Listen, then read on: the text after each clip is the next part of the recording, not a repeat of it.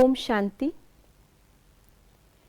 संगम युग पर जब शिव बाबा अवतरित होकर ब्रह्मा तन से हमें ज्ञान देते हैं, उस ज्ञान का सार है कि हम सब बाप समान व्यक्त से अव्यक्त हो जाएं।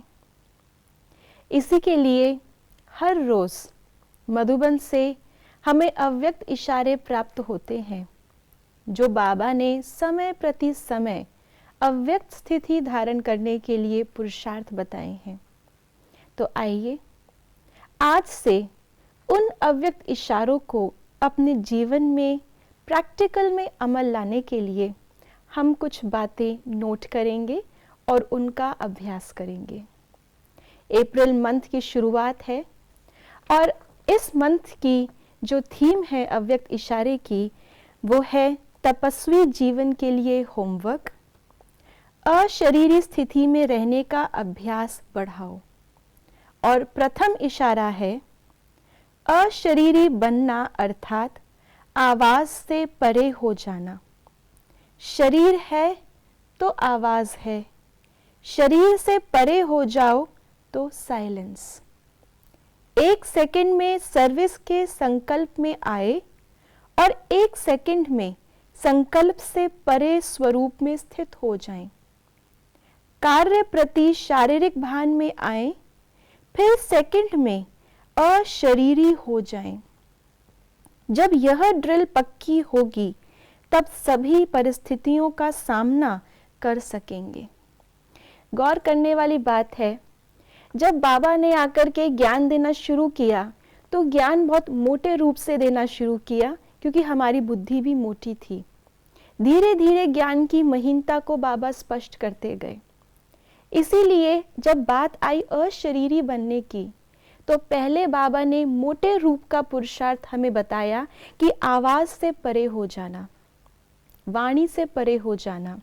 जितना हम साइलेंस का अभ्यास करेंगे, कम से कम वचनों को यूज करेंगे, उतना ज़्यादा हमारी शक्ति सेव होती है और वो शक्ति हम अपने स्पिरिचुअल रूहानी अभ्यास में लगा सकते हैं। फिर बाबा हमें सूक्ष्मता में लेके जा रहे हैं कि आवाज केवल वाणी का ही नहीं है, शोर हमारे मन का भी है। कई बार हम वाणी से कुछ नहीं कह रहे होते, लेकिन मन से बहुतों को बहुत कुछ कह रहे होते हैं, मन से बहुत सारी बातें सोच रहे होते हैं, फुल स्टॉप नहीं लगा पाते हैं। इसलिए बाबा ने कहा कि हम संकल्पों में आए केवल 2 चीज़ों के लिए, या तो याद के लिए, या जैसे बाबा ने आज इस इशारे में हमें कहा, सेवा के संकल्प में आए, वो कार्य करके फिर 1 सेकंड में हम उस थॉट से भी फ्री हो जाएं। और बाद में बाबा हमें और महीनता में लेकर के जा रहे हैं, क्योंकि अशरीरी बनने का अर्थ है इन कर्मेंद्रियों से डिटैच, शरीर से डिटैच। उसके लिए बाबा ने कहा कि हम अपनी कर्मेंद्रियों में केवल कार्य करने के लिए आए। स्वयं को इस कर्मेंद्रिय का चोला शरीर ना समझ लें, लेकिन हम कर्म करने के लिए शरीर में आए और उसके बाद शरीर से डिटैच। इस रूप से बार बार हम जब अभ्यास करते हैं, तो जैसे कोई कपड़ा होता है, कोई वस्त्र होता है, जब वो बहुत टाइट होता है तो उसको उतारने में, दूसरा धारण करने में बहुत तकलीफ होती है। लेकिन यदि वो वस्त्र लूज हो तो हम उससे झट से उतार सकते हैं।